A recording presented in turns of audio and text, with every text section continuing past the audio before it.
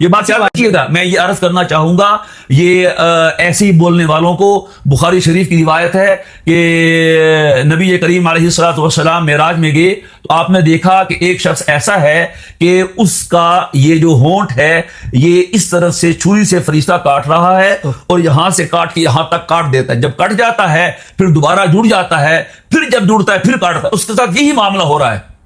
تو پوچھا گیا، آپ نے پوچھا جبریل سے یہ کیا ماجرا ہے؟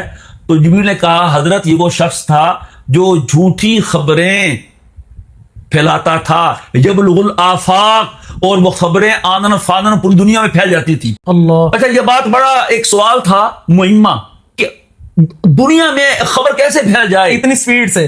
تو اب سامنے آ گیا. بالکل.